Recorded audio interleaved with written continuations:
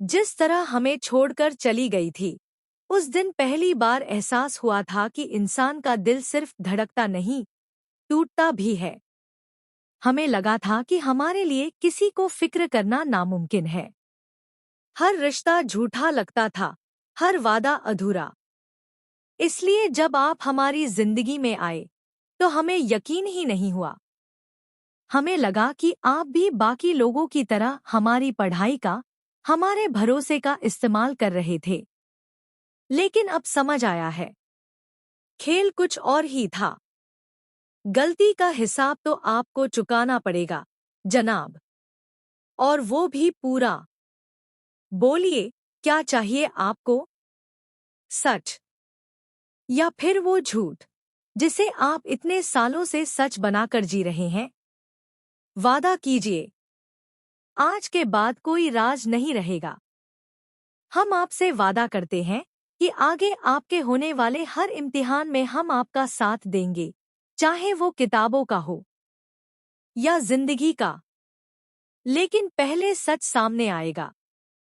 Mummy, माही और हमारे बीच ये नाज़िमा अचानक कहाँ से आ गई?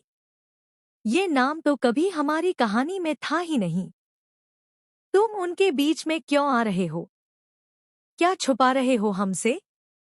तुम कहते हो वो दोनों बचपन से एक दूसरे को चाहते हैं, शादी करना चाहते हैं। लेकिन सच ये है कि हर कहानी के पीछे एक अधूरा सच होता है। और आज वो सामने आएगा। सैर नहीं करवाया ना ये सब? हमें बेवकूफ समझ रखा है क्या? जो तमाशा मस्जिद में होने वाला था, उसकी जिम्मेदार शहर ही है ना? या फिर ये भी कोई चाल थी, किसी को फंसाने की? ये सच बताइए। अभी, इसी वक्त। जी, माए भाई, बड़े मासूम बन रहे हैं आप। भला हम गलौटी कबाब बनाने का सामान मस्जिद में क्यों भिजवाएंगे? ये कहानी आपने बनाई है या किसी और ने लिखवाई है? क्योंकि हमें तो अब हर चीज जुड़ी हुई लग रही है। नाज़िमा का अचानक आना, मस्जिद का वो तमाशा, और आपका हर सवाल से बचना। ये जो झूठ पे झूठ का हार बना रहे हैं ना, ध्यान रखिए, यही हार एक दिन फंदा बन जाता है।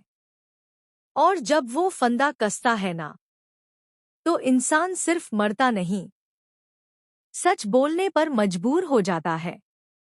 कुछ पल की खामोशी। क्या हुआ? अब आवाज क्यों नहीं निकल रही? डर लग रहा है या सच गले में अटक गया है? क्योंकि हमें सब पता चल चुका है। नाज़िमा कोई अजनबी नहीं है। वो उसी कहानी का हिस्सा है जिसे आपने हमसे छुपाया। और मस्जिद वाला तमाशा, वो हादसा नहीं था,